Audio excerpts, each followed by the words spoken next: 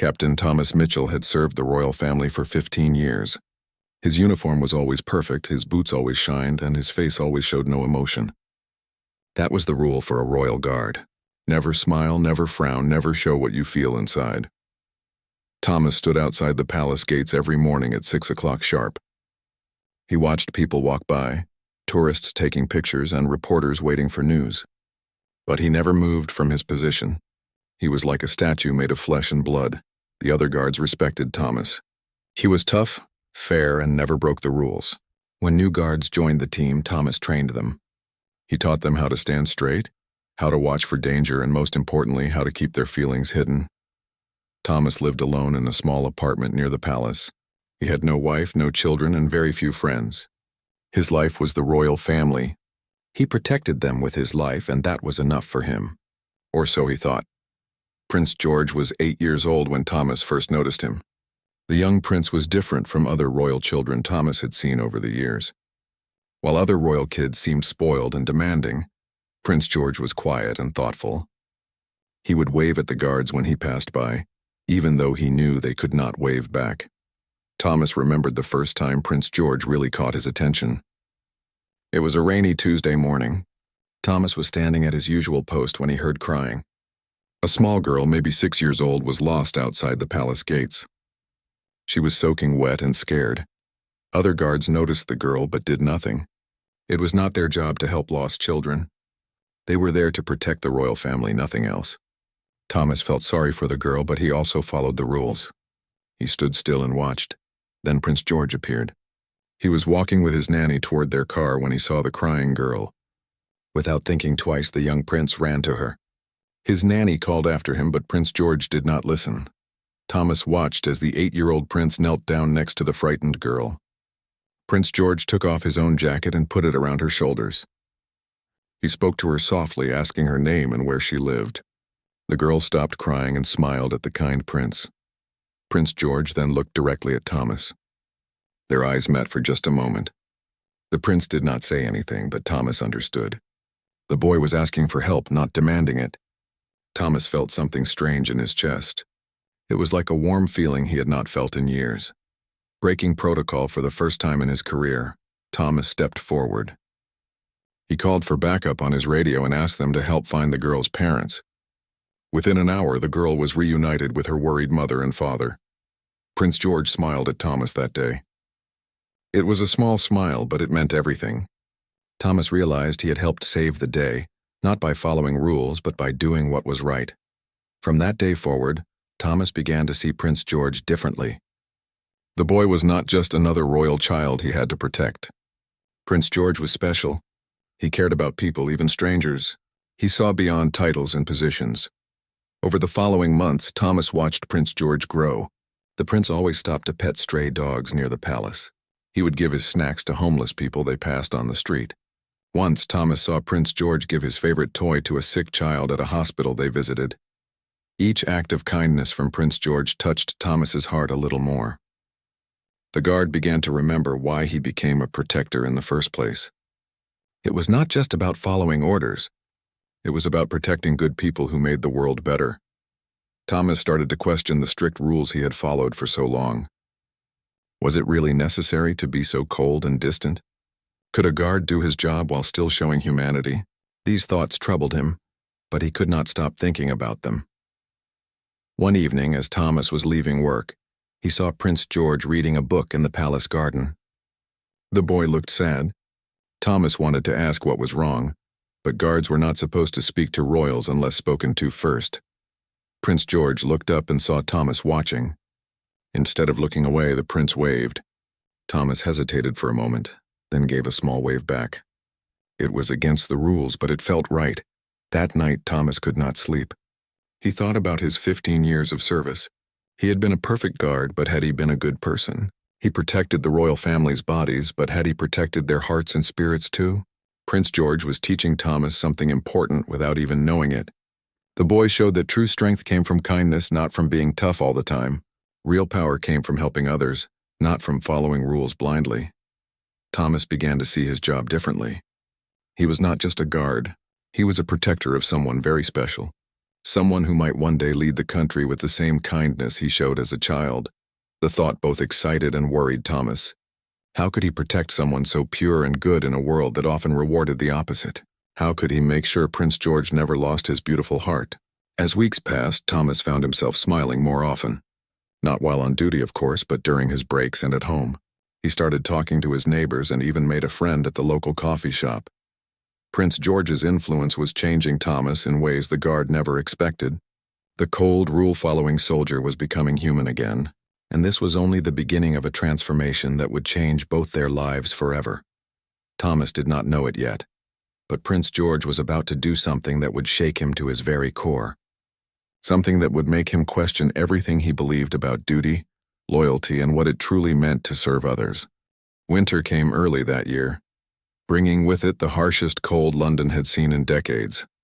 The palace grounds were covered in thick snow, and the wind cut through even the warmest clothes like a knife. Thomas and his fellow guards had to stand outside for hours, their faces red from the freezing air. Despite the terrible weather, people still gathered outside the palace every day. Some were tourists who traveled from far away. Others were local families hoping to catch a glimpse of the royal family. But many were homeless people who had nowhere else to go. Thomas noticed them first. They huddled against the palace walls trying to stay warm. They wrapped themselves in old blankets and newspapers, but nothing seemed to help against the bitter cold. Some were elderly, others were young families with small children. The palace security usually moved these people along. It was not considered proper for homeless people to gather near the royal residence. But this winter was different. It was so cold that moving them could mean death for some of the weaker ones. Thomas found himself watching these people during his shifts. He saw an old man who coughed constantly, his breath forming white clouds in the freezing air. There was a young mother with 2 small children who had been sleeping on the streets for weeks. A teenage boy, maybe 16, sat alone looking lost and scared. One morning, Thomas arrived for his shift to find tragedy. The old man who had been coughing was gone. Other homeless people said he had died during the night from the cold. Thomas felt sick to his stomach. A human being had died just meters from where he stood guard, and he had done nothing to help. That same morning, Prince George was scheduled to visit a local school. As his car pulled up to the palace gates, the young prince looked out the window and saw the homeless people. His face grew serious, and Thomas could see the boy's mind working. Prince George asked his driver to stop the car. His security team immediately became nervous. This was not part of the planned schedule. The prince's nanny tried to convince him to continue to the school, but Prince George insisted on getting out of the car. Thomas watched as the 9-year-old prince approached the group of homeless people. The security team formed a protective circle around him, but Prince George paid them no attention. He walked directly to the young mother with her 2 children. The woman was clearly embarrassed and scared. She probably thought she was in trouble for being so close to the palace. But Prince George knelt down to her level and began talking to her children. He asked their names and how old they were. The little girl, maybe 4 years old, was shivering despite being wrapped in several layers of torn clothing. Prince George noticed immediately. Without hesitation, he took off his own warm winter coat and wrapped it around the child. Thomas felt his heart skip a beat. The prince's coat was expensive, probably worth more money than most people made in a month. But Prince George gave it away without thinking twice. The little girl's face lit up with the first smile Thomas had seen from her. But Prince George was not finished. He called to his security team and asked them to bring food from the palace kitchens. The guards looked confused and uncomfortable. This was highly unusual. Royal protocol did not include feeding homeless people on the street. Thomas watched the scene unfold with growing amazement. Prince George sat down on the cold ground next to the homeless families, completely ignoring the fact that his expensive clothes were getting dirty. He talked to each person, learning their names and their stories. The teenage boy told Prince George he had been living on the street since his parents died in a car accident. He had no other family and nowhere to go. Prince George listened carefully, his young face showing deep concern for someone he had just met. When the food arrived from the palace kitchens, Prince George served it himself. He made sure the elderly people got warm soup first, then the children, then everyone else. He sat with them while they ate, continuing to talk and listen to their stories. Thomas had never seen anything like it. Here was a child who could have anything he wanted, giving away his own clothes and food to people society had forgotten. The prince showed no fear, no disgust, no sense of superiority. He treated each homeless person like they were the most important person in the world. The scene lasted for over an hour. Prince George's schedule was completely ruined, but he did not care. His security team was nervous and frustrated, but the prince paid them no attention. He was focused entirely on helping these people who had nothing. Finally, Prince George's nanny gently reminded him that they needed to leave for the school visit. The prince nodded but made one more request. He asked his security team to arrange for all these people to be taken to shelters where they could stay warm. As Prince George stood to leave, something beautiful happened. Each homeless person, despite having so little, tried to give something back to the prince. The old woman offered him her lucky penny. The teenage boy wanted to give him a book he had been reading. The young mother tried to give him a small toy her daughter had made. Prince George accepted each gift graciously, treating them like they were precious treasures. He promised to keep them forever and told each person how much their kindness meant to him. As the prince walked back to his car, he passed directly by Thomas. Their eyes met again, just like that day with the lost little girl. But this time, Thomas saw something different in Prince George's eyes. He saw wisdom that seemed impossible for a 9-year-old child. Prince George stopped in front of Thomas for just a moment. The prince looked at him with those wise, kind eyes and said quietly, "They are people too, Captain Mitchell, just like us." Those simple words hit Thomas like lightning. In that moment, he realized he had been wrong about so many things. He had spent 15 years protecting people based on their titles and positions, but he had forgotten the most important truth. Every human being deserved protection, kindness, and respect. Thomas stood at his post for the rest of that day, but his mind was spinning. He could not stop thinking about what he had witnessed. Prince George had shown more leadership and compassion in 1 hour than most adults showed in their entire lives. That evening, Thomas did something he had never done before. He used his own money to buy blankets and food, and he returned to the area where the homeless people gathered. He found the families Prince George had helped and gave them what he could. The young mother recognized him as one of the palace guards. She thanked him with tears in her eyes and said, "That prince of yours is an angel. He saved my children today." Thomas nodded, unable to speak. He was beginning to understand that Prince George was indeed special, but not in the way he had originally thought. The boy was not special because he was royal. He was special because he was truly good. The changes in Thomas did not go unnoticed by his fellow guards. Captain Richards, Thomas's supervisor, called him into his office on a cold February morning. Richards was a stern man who had served the royal family for 25 years. He believed in tradition, order, and keeping personal feelings completely separate from duty. "Mitchell," Richards said, closing the door behind them, "I need to talk to you about your recent behavior." Thomas stood at attention, his hands behind his back. He had expected this conversation. Over the past few weeks, he had been helping homeless people during his breaks, smiling at children who waved at him, and even having brief conversations with palace staff members he had ignored for years. "Sir," Thomas replied, though he already knew what was coming. "You've been acting differently," Richards continued, walking around his desk. "Guards have reported seeing you engaging with civilians, breaking protocol and showing emotion while on duty." "This is unacceptable." Thomas listened quietly. He knew Richards was right according to the old rules, but those rules seemed less important now after what he had learned from Prince George. "Furthermore," Richards added, "I received a report that you were seen giving food to homeless people near the palace gates. You used your position as a royal guard to gain access to information about these individuals from Prince George's security detail." This last accusation stung Thomas. He had never used his position inappropriately. He had simply followed Prince George's example of treating all people with kindness and respect. "Sir, I can explain," Thomas began, but Richards held up his hand. "No explanations necessary, Mitchell. You've been an excellent guard for 15 years, but lately you've become a liability. Royal guards cannot be seen fraternizing with the public. We maintain order through discipline and distance." Thomas felt anger rising in his chest, but he controlled it. "What are you saying, sir?" "I'm saying you need to remember who you are and what you represent. You are not a social worker or a charity volunteer. You are a protector of the royal family. That means following orders without question and maintaining professional boundaries at all times." The conversation continued for another 20 minutes.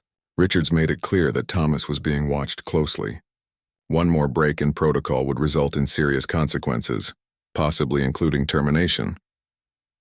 As Thomas left the office, he felt confused and frustrated. Everything Richards said made sense according to the rules he had followed for 15 years. But everything Prince George had shown him made sense according to something deeper: basic human decency. That afternoon, Thomas was assigned to accompany Prince George to a children's hospital. The 10-year-old prince had requested this visit personally, wanting to spend time with sick children who could not leave their beds. The hospital was a bright, colorful place, but Thomas could feel the sadness underneath. These were children fighting battles no child should have to fight. Some had cancer, others had rare diseases, and many would never go home again. Prince George moved through the hospital like he had been visiting sick children his whole life. He spent time with each child, asking about their interests, their favorite movies, and their dreams. He drew pictures with some, played simple games with others, and just sat quietly with those who were too sick to do much of anything. Thomas watched from his position near the door as Prince George approached a small boy named Danny. The child was maybe 7 years old and completely bald from chemotherapy treatments. He was attached to several machines and looked incredibly weak. Danny's parents sat beside his bed, their faces showing the exhaustion and worry that came from months of watching their son suffer. When they saw Prince George approaching, they tried to straighten up and look presentable, but the prince immediately put them at ease. "Hi, Danny," Prince George said softly, sitting in a chair next to the bed. "I'm George. I heard you like dinosaurs." Danny's eyes lit up despite his weakness. He nodded and pointed to a small plastic dinosaur on his bedside table. Prince George picked it up and examined it carefully. "This is a T-Rex, right?" the prince asked. "They're my favorite too. Did you know they had tiny arms but could still lift 2 tons? For the next hour, Thomas watched Prince George transform a sick little boy's day. They talked about dinosaurs, superheroes, and what Danny wanted to be when he grew up. The prince never mentioned Danny's illness or the machines keeping him alive. He just treated him like any other child. When it was time to leave, Prince George did something that surprised everyone. He took off his own watch, an expensive piece given to him by his grandfather, and placed it on Danny's thin wrist. "This will help you keep track of time," Prince George said. "And every time you look at it, remember that you're the bravest person I've ever met." Danny's parents began crying. The nurses who had gathered to watch were wiping their eyes. Even the doctor, a serious man who had seen everything, was clearly moved. But it was Danny's reaction that affected Thomas the most. The sick little boy looked at Prince George with pure love and gratitude. "Thank you," Danny whispered. "Nobody ever called me brave before." As they left the hospital, Thomas found himself walking beside Prince George instead of behind him, as protocol required. The prince looked up at him with those wise eyes. "Captain Mitchell," Prince George said quietly, "do you think Danny will get better?" Thomas was not supposed to engage in personal conversations with royals, but he could not help himself. "I don't know, Your Highness, but I know you made him feel better today." Prince George nodded thoughtfully. "Sometimes that's the most important thing we can do. Make people feel less alone." Those words echoed in Thomas's mind for the rest of the day. When he returned to the palace, he found Richards waiting for him with another lecture about proper behavior and maintaining distance. But Thomas barely heard the words. He was thinking about Danny's smile, about Prince George's watch on the boy's wrist, and about what it really meant to protect someone. Was protecting someone just about keeping them physically safe? Or was it also about protecting their hope, their dignity, and their faith in goodness? That night, Thomas made a decision that would change everything. He wrote a letter to Danny's parents, including his personal phone number, and offering to help them in any way he could during their son's treatment. He also sent a small donation to the children's hospital. It was completely against regulations for a royal guard to form personal relationships with people they met during official duties. But Thomas no longer cared about those regulations. Prince George had shown him something more important than rules and protocols: Over the following weeks, Thomas continued to visit Danny and other sick children at the hospital during his free time. He brought books, games, and most importantly, his time and attention. The children loved having a real royal guard visit them, and Thomas found that helping them gave his life new meaning. But his secret could not last forever. One evening, as Thomas was leaving the hospital, he ran into Richards in the parking lot. His supervisor had been following him. The confrontation was swift and final. Richards accused Thomas of using his position for personal gain, violating every protocol that existed, and bringing shame to the Royal Guard service. "You've forgotten who you serve, Mitchell," Richards said coldly. "You serve the Crown, not every sick child or homeless person in London." Thomas looked at his supervisor and realized they lived in completely different worlds. Richards saw duty as following orders without question. Thomas now understood that true duty meant serving something higher than orders. It meant serving humanity itself. The meeting ended with Thomas being placed on suspension pending a full investigation. He was ordered to turn in his uniform and weapon immediately and stay away from all royal properties and events. As Thomas walked home that night, no longer a royal guard for the first time in 15 years, he felt something unexpected. Despite losing his career, he felt free. Thomas spent his suspension days in a strange state of limbo. For 15 years, his entire identity had been wrapped up in being a royal guard. He woke up at 6 every morning out of habit, then remembered he had nowhere to go. The silence in his small apartment was deafening. On the third day of his suspension, Thomas received an unexpected visitor. Mrs. Patterson, an elderly woman who lived in the apartment next to his, knocked on his door with a plate of homemade cookies. "I heard you might be going through a difficult time," she said kindly. "Thought you might like some company." Thomas was surprised. He had lived next to Mrs. Patterson for 8 years, but had never spoken to her beyond polite greetings. He had been too focused on his work, too closed off from the world around him. As they sat in his sparse living room, Mrs. Patterson told him about her life. She was a widow who had lost her husband 2 years ago. She volunteered at the local community center, helping elderly people who had no family nearby. She also organized food drives for homeless shelters.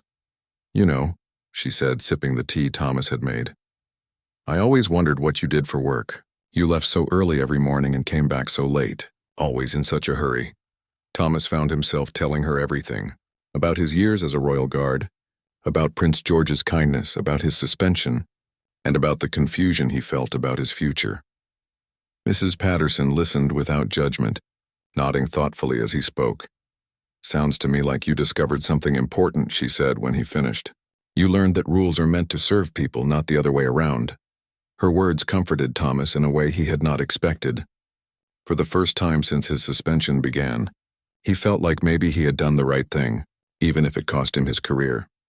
Over the following days, Mrs. Patterson introduced Thomas to her world of community service.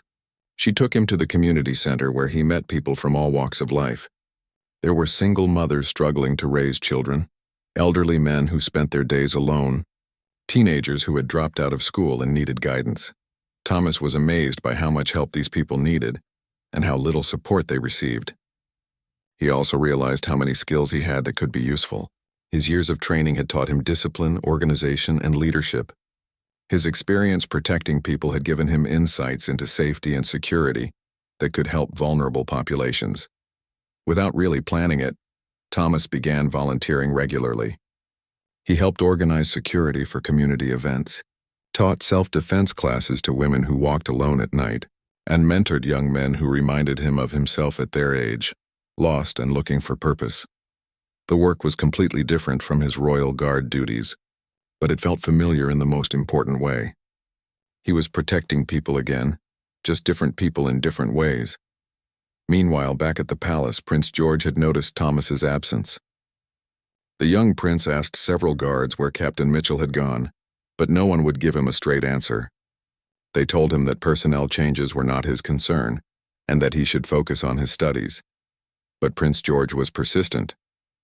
He had learned to read people well for someone so young, and he could tell that something serious had happened to Thomas.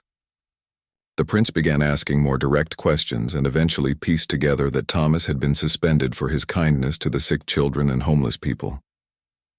This revelation troubled Prince George deeply.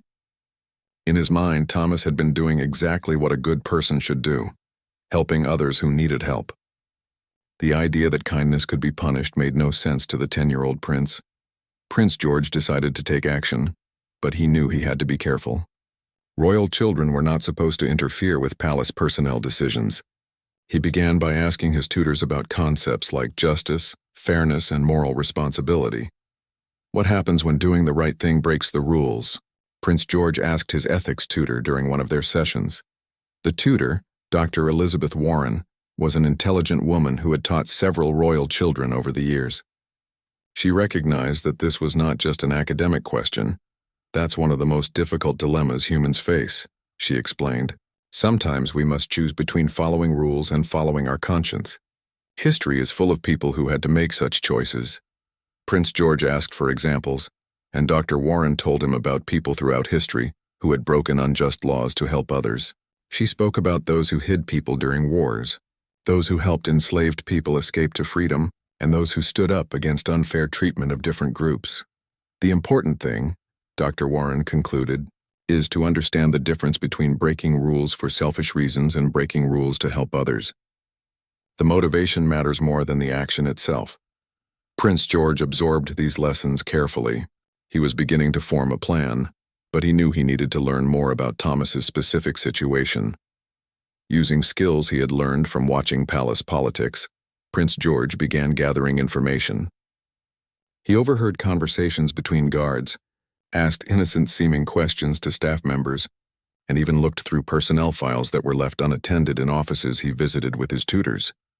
What he discovered made him angry in a way he had never felt before. Thomas had been suspended not for failing to protect the royal family, but for showing the same kindness Prince George himself had shown to homeless people and sick children. The rules that were being used to punish Thomas seemed designed to prevent exactly the kind of goodness Prince George believed in. The young prince spent several sleepless nights thinking about what he had learned. He understood that his position gave him power, but he also understood that using that power incorrectly could have serious consequences for many people. After a week of careful consideration, Prince George made his decision. He would not let Thomas be punished for following the example he himself had set, but he knew that a direct confrontation with palace authorities would likely fail and might make things worse for Thomas. Instead, Prince George chose a more subtle approach. He began requesting that Thomas specifically be assigned to accompany him on public events.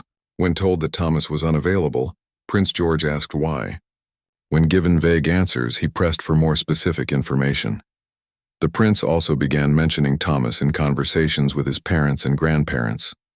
He would talk about how safe he felt when Captain Mitchell was protecting him, how professional and dedicated the guard had always been, and how much he had learned from watching Thomas's example. Prince George's campaign was patient and persistent.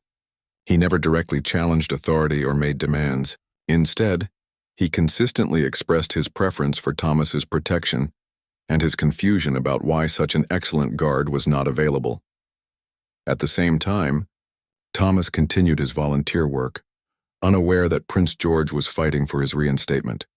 He was discovering a new sense of purpose in his community service, but he still missed his old life. More than the job itself, he missed being able to protect Prince George, whom he had come to see as one of the most genuinely good people he had ever known. The community center where Thomas volunteered was planning a fundraising event to build a new playground for local children. Thomas had been put in charge of security and logistics for the event. As he worked on the preparations, he found himself thinking about Prince George and wondering if the young prince would approve of this kind of community service. What Thomas did not know was that Prince George was about to take a step that would change both their lives forever. The prince had learned about the community center's fundraising event through his own research, and he was planning something that would force the palace authorities to confront their treatment of Thomas directly. The community center fundraising event was scheduled for a Saturday afternoon in March. Thomas had spent weeks organizing security, coordinating volunteers, and ensuring everything would run smoothly. Local families had been looking forward to this event for months, as it would help build the first new playground in their neighborhood in over 20 years. 2 days before the event, Thomas received a phone call that changed everything.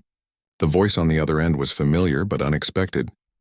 Captain Mitchell, this is Dr. Elizabeth Warren, Prince George's tutor. I need to speak with you urgently.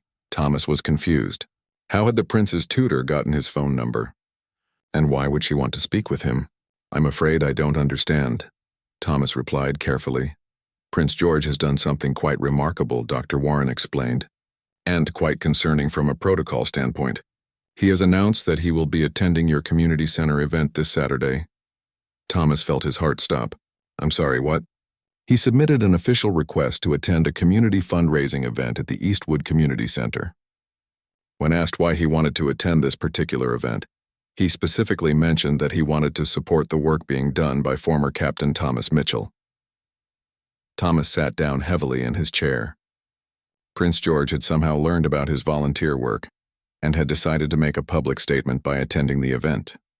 The implications were staggering. Dr. Warren, this could cause serious problems for the prince, Thomas said. I'm currently under investigation by palace security. My presence at an event he attends could be seen as inappropriate contact. That's exactly what makes this so remarkable, Dr. Warren replied. Prince George knows about your situation. He's been asking questions and doing research for weeks. This appearance is not accidental or naive. It's a deliberate show of support. Thomas felt overwhelmed. The young prince was risking his own standing within the palace hierarchy to support a suspended guard. It was an act of loyalty and courage that Thomas had never expected. What should I do? Thomas asked. The palace has tried to convince Prince George to choose a different event to attend, but he has refused. He specifically wants to attend yours. The security team is scrambling to organize protection for him, but there's a problem. What kind of problem? Prince George has requested that you be included in his security detail for the event. He's insisting that he will only feel safe with you there. The palace is in an impossible position. Thomas understood the dilemma immediately. They could not risk the prince's safety by denying his security request, but they also could not officially reinstate a suspended guard without completing their investigation. The solution they reached was unprecedented. Thomas would be temporarily reinstated for this single event, but under strict supervision. Captain Richards would personally oversee his every move, and any deviation from protocol would result in immediate permanent dismissal. On Saturday morning, Thomas put on his Royal Guard uniform for the first time in weeks. His hands shook slightly as he adjusted his tie and polished his boots.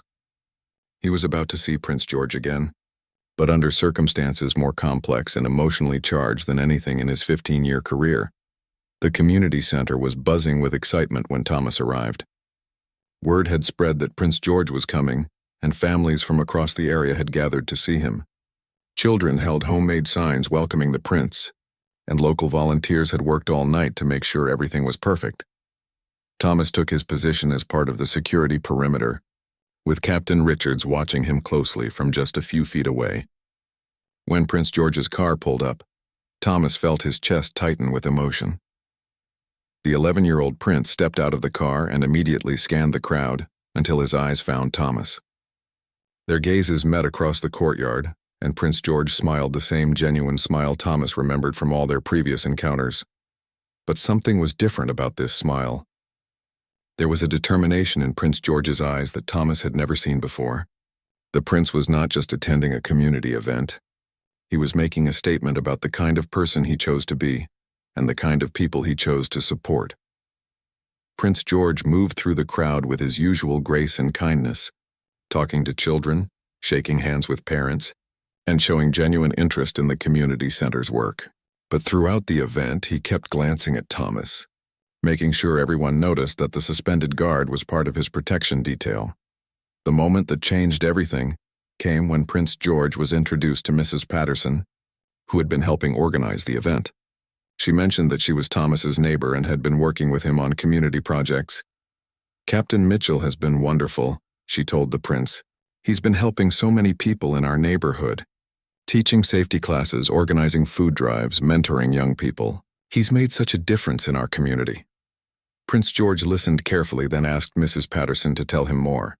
For the next 10 minutes, while cameras rolled and reporters took notes, Mrs. Patterson described Thomas's volunteer work in detail.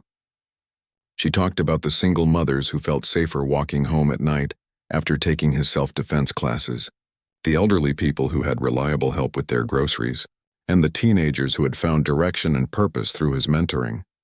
Captain Richards watched this conversation with growing alarm. Prince George was deliberately highlighting Thomas's community work, which was exactly the behavior that had gotten him suspended in the first place. Then Prince George did something that surprised everyone. He asked to speak to the crowd, standing on a small stage that had been set up for speeches. The 11-year-old prince addressed the 100 or so people gathered in the community center courtyard. "I want to thank everyone for inviting me to your event today," Prince George began, his young voice carrying clearly across the crowd. "Building a playground for children is important work, and I'm honored to support it."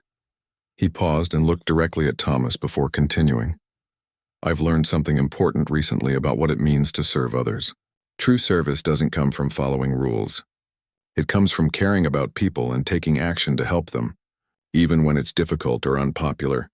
The crowd listened intently, sensing that they were hearing something significant.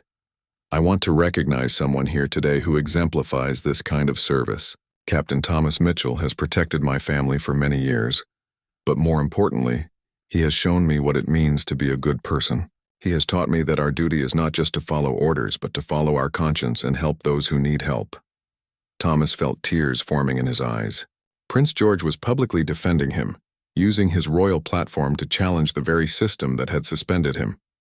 "Captain Mitchell has been volunteering in this community, making it safer and stronger for everyone. This is exactly the kind of behavior we should celebrate, not punish."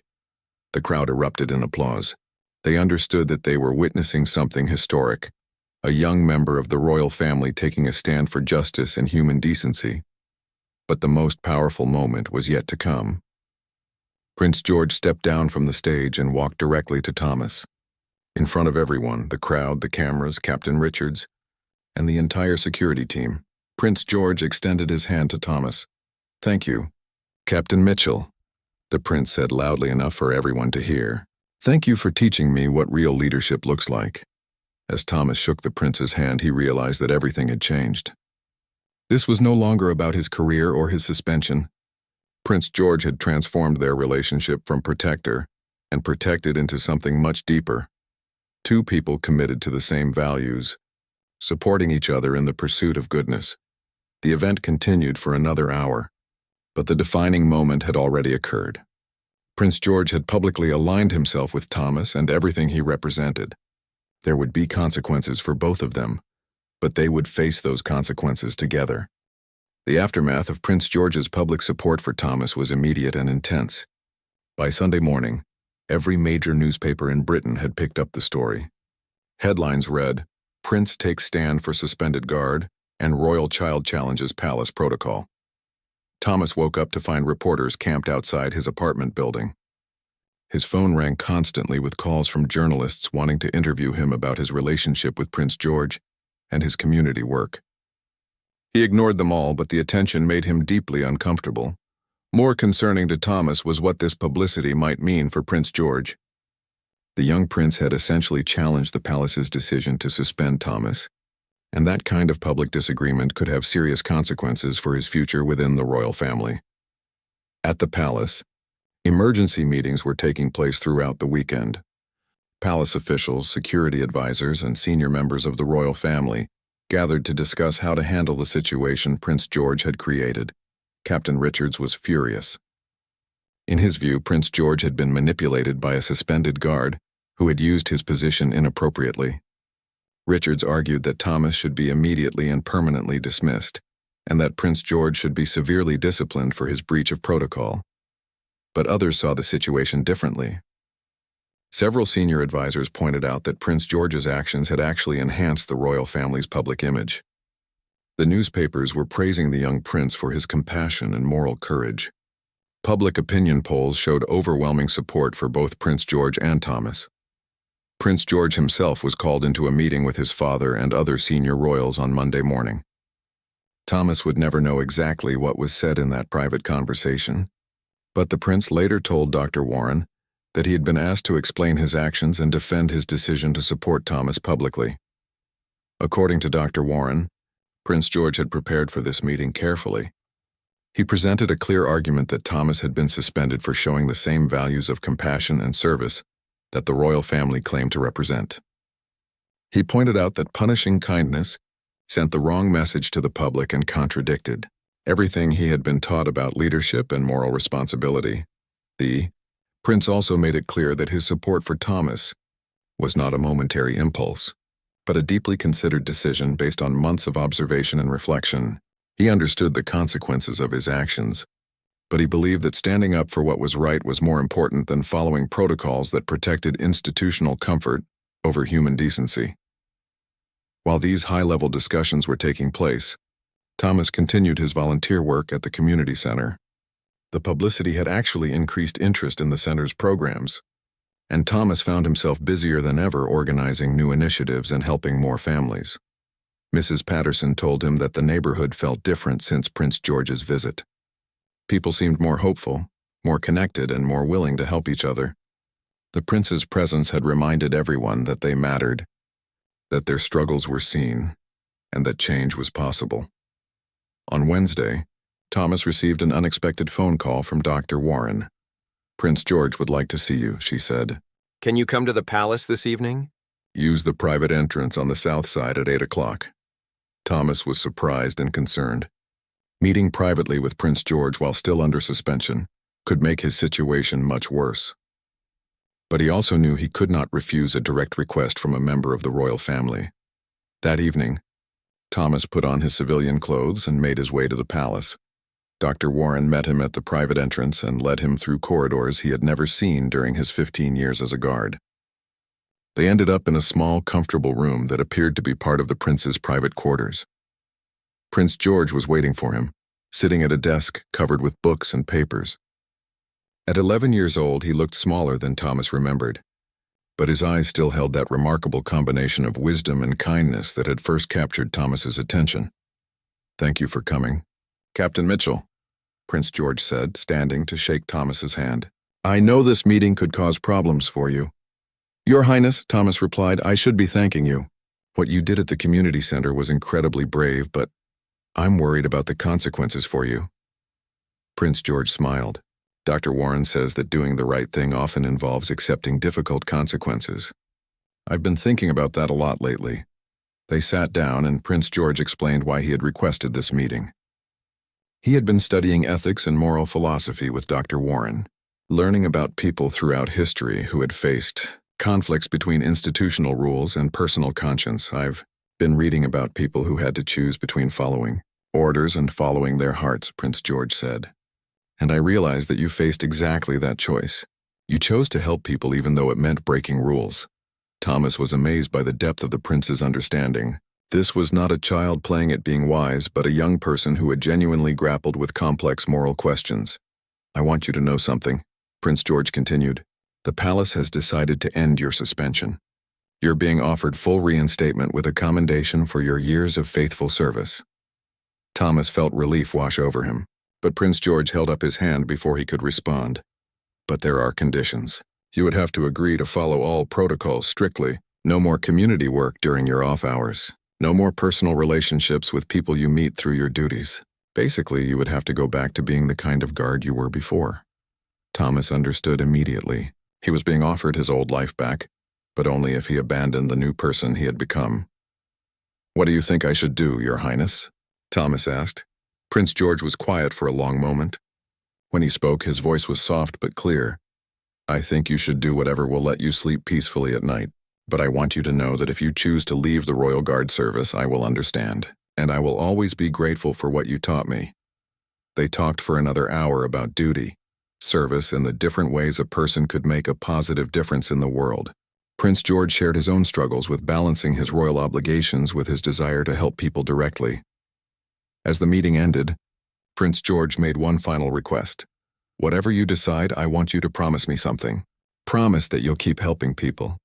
Whether you do it as a royal guard or as a community volunteer, please don't stop being the person who taught me what real goodness looks like," Thomas promised. And as he left the palace that night, he knew what his decision would be. Prince George had given him the greatest gift possible, the freedom to choose his own path, with the blessing and support of someone he deeply respected. The next morning, Thomas sat down at his kitchen table and wrote 2 letters, One was his formal resignation from the Royal Guard Service. The other was an application to become the full-time community safety coordinator at the Eastwood Community Center. Both letters contained the same closing sentiment. I have learned that true service means putting people before protocols, and I choose to spend my life serving those who need help the most. As Thomas sealed the letters, he felt a peace he had never experienced during his 15 years as a Royal Guard. He was finally free to be the person Prince George had inspired him to become.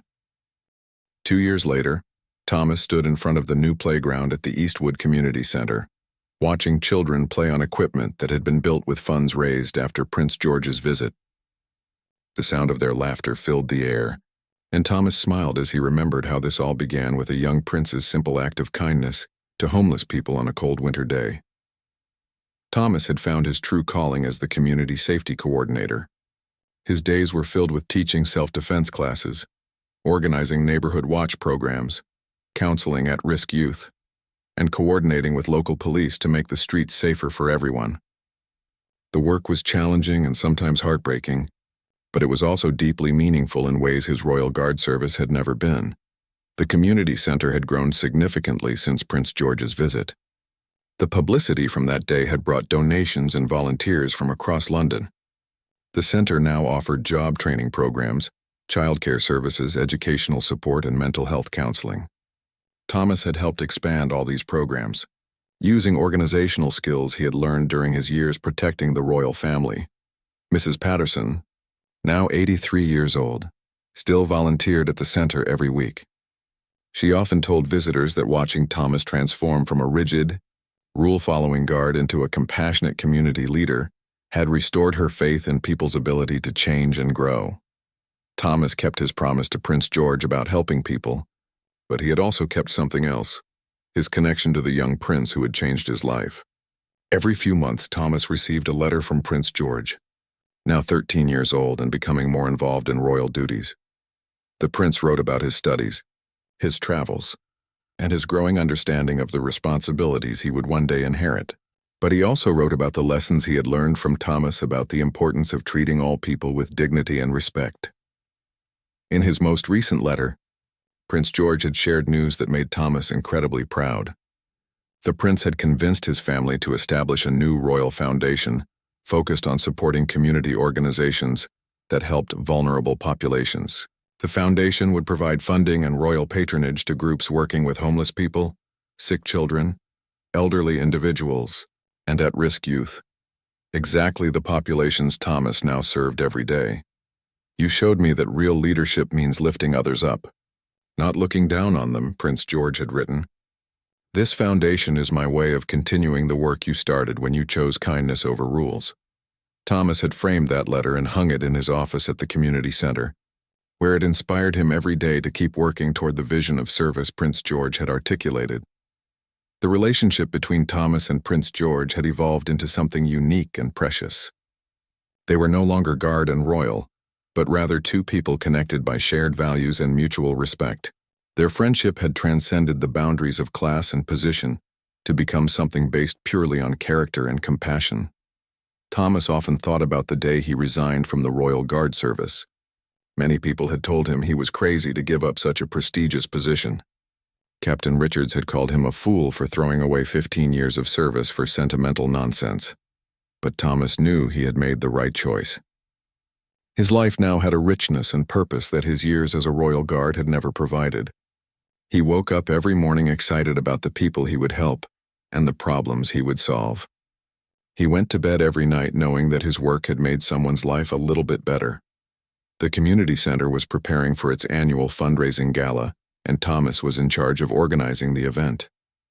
This year's theme was Ordinary Heroes, a celebration of people who made extraordinary differences in everyday ways. 3 days before the gala, Thomas received a phone call that surprised him. Captain Mitchell, this is James Peterson from the Palace Communications Office. Prince George has requested permission to attend your fundraising event next week. Thomas felt his heart skip a beat. Prince George had not attended any community center events since that transformative day 2 years ago, though he had continued supporting the organization's work privately. Did he say why he wants to attend this particular event? Thomas asked. He said he wants to present an award to someone he considers a true ordinary hero, Peterson replied. He specifically requested that you not be told about this in advance. He wants it to be a surprise. Thomas spent the next 3 days trying to figure out which community member Prince George planned to honor. There were so many possibilities. Mrs. Patterson, who had volunteered thousands of hours. Sarah Chen, a single mother who had started a tutoring program for struggling students. Or Marcus Williams, a former gang member who now ran conflict resolution workshops for teenagers. The night of the gala arrived, and the community center was packed with people from across the neighborhood. Local businesses had donated food and decorations, and everyone had dressed in their finest clothes for the celebration. Prince George arrived quietly, without the usual fanfare that accompanied royal visits. He was now a teenager, taller and more mature than Thomas remembered, but his eyes still held that same kindness and wisdom that had first captured Thomas's attention years ago. The evening proceeded with speeches, entertainment, and recognition of various community volunteers. Thomas served as the master of ceremonies, introducing speakers and presenting awards to outstanding contributors. As the evening neared its end, Prince George asked to address the crowd. He spoke about the importance of community service and the power of ordinary people to create extraordinary change. Then he announced that he had a special recognition to present. 2 years ago, I met someone who taught me that true strength comes from helping others, not from following rules blindly. This person showed me that real leadership means standing up for what's right, even when it's difficult or unpopular. Thomas watched from the side of the stage, still wondering which community member would be honored. Tonight, I want to recognize someone who gave up a comfortable, prestigious career to serve the people who needed him most. Someone who chose compassion over protocol and kindness over conformity. Prince George looked directly at Thomas, and suddenly he understood. Thomas Mitchell, would you please join me on stage? The crowd erupted in applause as Thomas walked slowly to the stage, overwhelmed by emotion. Prince George shook his hand and then presented him with a beautiful plaque that read, "To Thomas Mitchell, an ordinary man who became an extraordinary hero through his choice to serve others. You resigned from your position as my protector," Prince George said, speaking to both Thomas and the crowd, "but you never stopped protecting people. You just expanded your definition of who deserved protection. Thank you for showing me what it really means to serve." As Thomas accepted the award, he looked out at the crowd of people whose lives had been touched by the community center's work.